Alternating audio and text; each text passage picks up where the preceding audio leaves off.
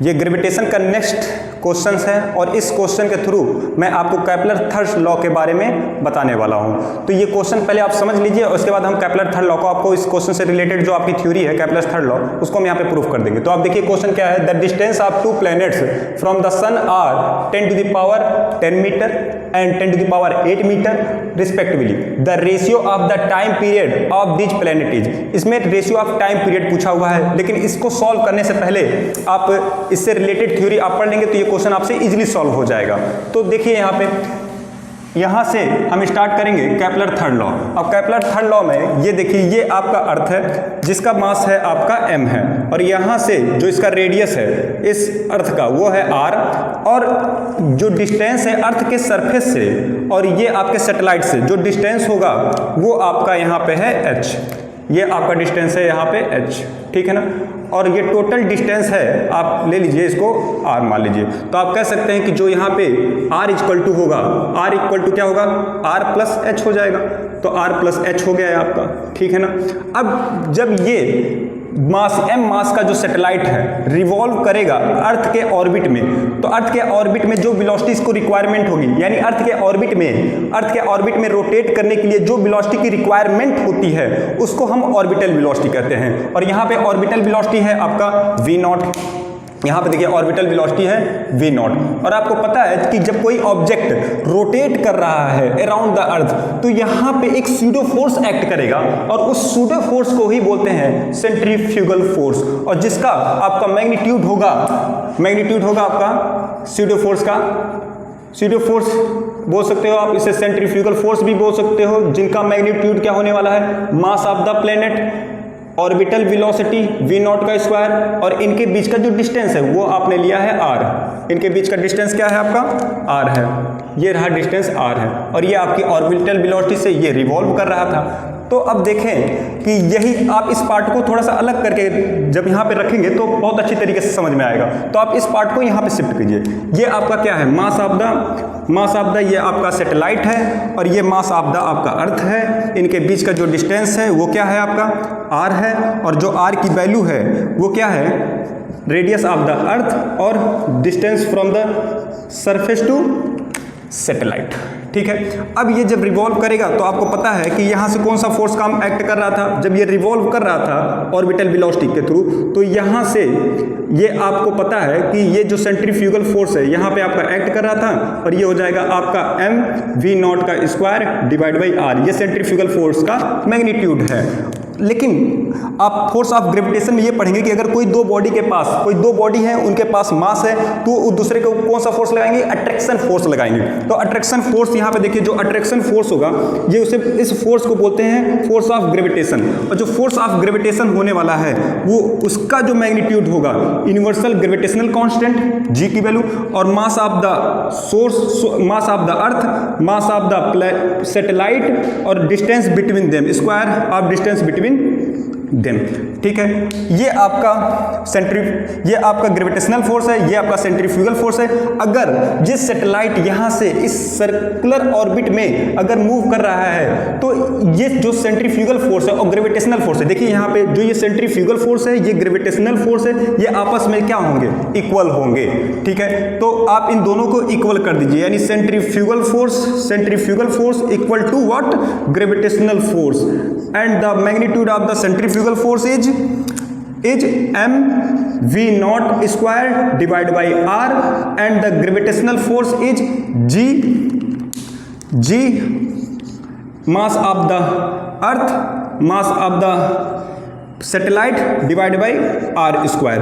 अब यहाँ से आप देखिए कुछ टर्म कैंसिल हो रहे हैं, m से m कैंसिल हो जाएगा, और ये r से r कैंसिल हो जाएगा, और यहाँ पे आ जाएगा v0 का square equal to g m divide by r, ठीक है। आप इसे इक्वेशन नंबर 1 यहाँ पे मान लो, ठीक है। ये आपका इक्वेशन नंबर 1 है, ठीक है।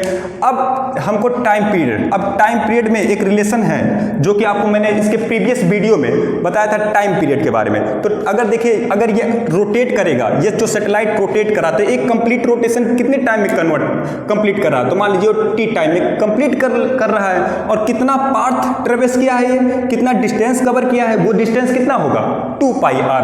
तो जो इसका टाइम पीरियड होगा देखिए तो टाइम, देखिए जो यहाँ पे ऑर्बिटल वेलोसिटी होगा, ऑर्बिटल वेलोसिटी, तो ऑर्बिटल वेलोसिटी को टाइम पीरियड ऑफ पाथ से क्या करना है, कनेक्ट करना है। तो आप कनेक्ट कीजिए, तो ये आपको पता है कि 2 पाई आर, ये होगा 2 पाई आर, ये क्या है, path traverse by satellite, path traverse by satellite कितना है आपका 2 पाई आर हो गया, और टाइम पीरियड कितना है टी है, ये आपका क्या है ऑर्बिटल वेलोसिटी।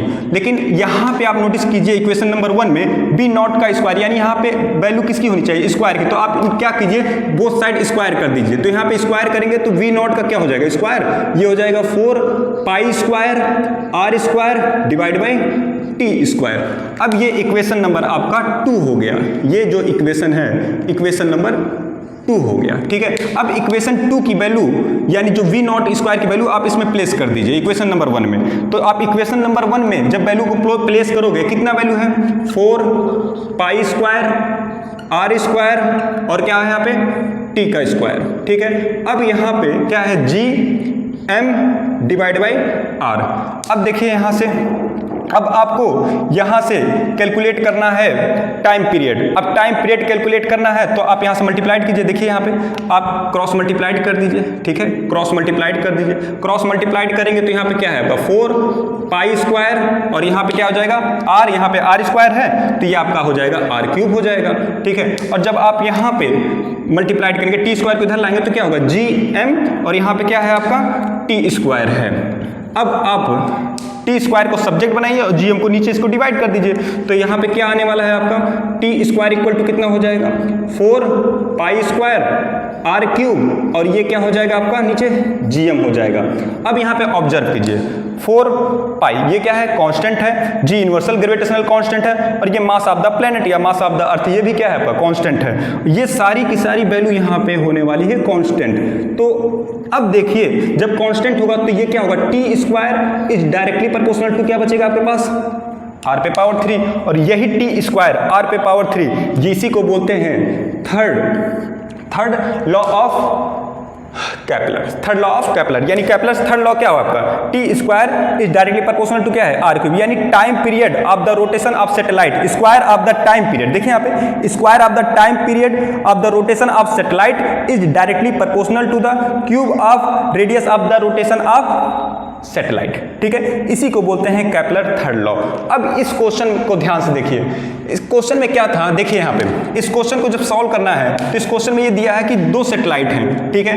एक सैटेलाइट आपका यहाँ पे है, ठीक है, ये फर्स्ट सैटेलाइट है, ये जो आपका सैटेलाइट है इसे बोलते हैं फर्स्ट सैटेलाइट, ये सैटेलाइट है सैटेलाइट, ये फर्स्ट सैटेलाइट है और ये आपका सेकंड सैटेलाइट है आपका, ठीक है, ये आपका सेकंड सैटेलाइट है, ठीक है, ये फर्स्ट सैटेलाइट ये सेकंड सैटेलाइट है आपका।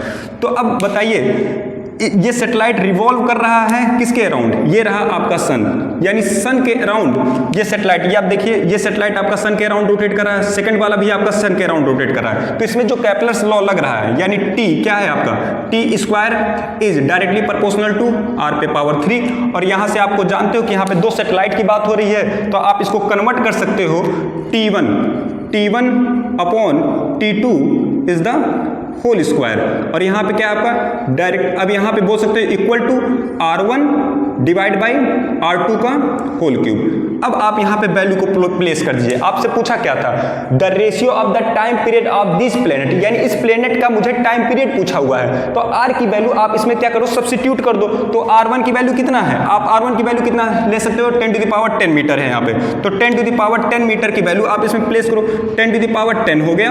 और R2 की वैल्यू कितना है, देखिए R2 यानी ये जो सैटेलाइट है R2 की वैल्यू कितना दिया है 10 टू द पावर 8, यानी ये जो आपका R1 है, ध्यान से देखिए यहाँ जो R1 है आपका ये क्या है 10 टू द पावर 10 मीटर है, और ये R2 की वैल्यू कितना है 10 टू द पावर 8 मीटर है। तो आप सारी वैल्यू को क्या कर दीजिए इसमें प्लेस कर दीजिए, बाकी कुछ नहीं है। अब देखिए यहाँ पे ये हो जाएगा 10 टू द पावर 8 हो गया, और ये आपका हो गया होल क्यूब, ठीक है। अब यहाँ से देखिए बेस सेम है तो पावर क्या हो जाएगा, बेस सेम है तो पावर सब्सट्रैक्ट हो जाएगा ना, तो बेस और वो डिवाइड में, देखिए यहाँ पे बेस सेम है, देखिए 10 है यहाँ पे 10 है और ये डिवीजन फॉर्म में है, तो पावर क्या हो जाएगा हायर पावर में से ये देखिए नीचे वाला पावर क्या हो जाएगा माइनस हो जाएगा, और ये आपका हो जाएगा क्या 10 टू द पावर 2 हो जाएगा। लेकिन यहाँ पे देखिए क्यूब लगा हुआ तो आप यहाँ पे क्या लगा दीजिए क्यूब लगा दीजिए, ठीक है, यहाँ पे क्यूब लगा दीजिए, ठीक है ना। तो ये क्यूब जब यहाँ पे क्यूब है तो ये क्या हो जाएगा 10 टू द पावर 6 हो गया। यानी यहाँ पे जो T1 और T2 की वैल्यू आई है, यानी देखिए यहाँ पे जो T1 अपॉन T2 का होल स्क्वायर जो है, यहाँ पे T1 अपॉन T2 का जो होल स्क्वायर है, इसकी वैल्यू कितनी आई है 10 टू द पावर 6। ठीक है, तो आप इसका स्क्वायर रूट ले लीजिए। तो T1 अपॉन T2 और इनका जब आप ये देखिए इनका स्क्वायर रूट लेंगे तो यहाँ पे क्या आ जाएगा 1/2 हो जाएगा, और ये 2 से कैंसिल होने वाला है, ये कितना आ जाएगा 3 आ जाएगा। तो देखिए यहाँ पे क्या आ गया आपका T1 अपॉन T2 और ये हो जाएगा आपका 10 टू द पावर 3। अब 10 टू द पावर 3 है तो आप ऐसे भी कह सकते हैं कि T1 अपॉन T2 और ये देखिए 10 टू द पावर 3 को क्या लिख सकते हैं 1000 लिख सकते हैं, और यहाँ पे नीचे अगर डिनोमिनेटर नहीं है तो आप डिनोमिनेटर रख सकते हैं। तो T1 अपॉन T2 कितना आ गया आपका, देखिए यहाँ पे T1 अपॉन T2 कितना है 1000 अपॉन 1, यानी यहाँ पे देखिए कौन सा रेशियो बनेगा आपका, ये सेकंड वाला ऑप्शन हो जाएगा। तो देखिए मैंने आपको इस तरह से बहुत ही इजीली तरीके से आपको यहाँ पे कैपलर्स का थर्ड लॉ भी प्रूफ करा दिया, और साथ साथ में मैंने इससे रिलेटेड जो थ्योरी थी वो भी कंप्लीट हो गया और क्वेश्चन भी इजीली सॉल्व हो गया। तो फिजिक्स को सॉल्व करने का एक ही अच्छे से जब फिजिक्स का क्वेश्चन आप तभी अच्छे तरीके से सॉल्व कर सकते हैं जब आप थ्योरी के जितने भी हैं आप अपने दिमाग में इसको रखिए, और उसके बाद उसके फार्मूले को अपने मेमोरी में सेव रखिए, और उसके बाद उसी फार्मूले को थोड़ा सा सिंपल मैथमेटिक्स है आप अप्लाई कर दीजिए और आपको ये क्वेश्चन इजीली भी सॉल्व हो जाएगा। इसी तरह आप नीट का, जेई का और एनसीईआरटी का कोई भी सारे क्वेश्चन लगाए जा सकते हैं, बहुत इजी है फिजिक्स। ठीक है, बस आप उसे आसानी से पढ़ें। ठीक है ना, और देखिए आप लास्ट में देखिए आपने इस ओवरऑल सिनारियो से क्या सीखा हुआ है, ओवरऑल जो सिनारियो इसमें है आपने क्या क्या सीखा। तो आप देखिए यहाँ से आपने आप यहाँ से टाइम पीरियड देखिए, एक ये कैपलर्स का थर्ड लॉ का एक रिलेशन आपने सीखा कि T square directly proportional to R पे पावर 3 है। एक अपने आप ये सेफ रख लीजिए, ये चीज़ आपने दिमाग में सेफ रखिए। दूसरी बात जो यहाँ से ऑर्बिटल वेलोसिटी है, देखिए यहाँ से जो ये ऑर्बिटल वेलोसिटी है आप इसको ऐसे भी लिख सकते हो। अगर इसको ऑर्बिटल वेलोसिटी आपको निकालना है तो आप क्या लिख सकते हो √gm/r। तो ये ऑर्बिटल वेलोसिटी का फार्मूला हो गया। देखिए ये सेकंड पार्ट ऑर्बिटल वेलोसिटी का फार्मूला हो गया। थर्ड पार्ट आप क्या सीख रहे हो, सेंट्रीफ्यूगल फोर्स का जो मैग्नीट्यूड है इसको देखो, और यहाँ पे फोर्थ पार्ट ये क्या है आपका ग्रेविटेशनल फोर्स है। इस ग्रेविटेशनल फोर्स को आप देख सकते हो कि जो यहाँ पे फोर्स आप ग्रेविटेशन लगेगा वो डायरेक्टली प्रोपोर्शनल टू क्या होगा, प्रोडक्ट ऑफ मासेस, और इनवर्सली प्रोपोर्शनल टू होगा square of the distance between them, और ये आपका ग्रेविटेशनल फोर्स हो गया। और इसी तरह आप 12th में एक चैप्टर है इलेक्ट्रोस्टैटिक्स, आप वहाँ से कनेक्ट करके वहाँ से भी आप कूलम्स लॉ को पढ़ सकते हो। दैट्स इट ना।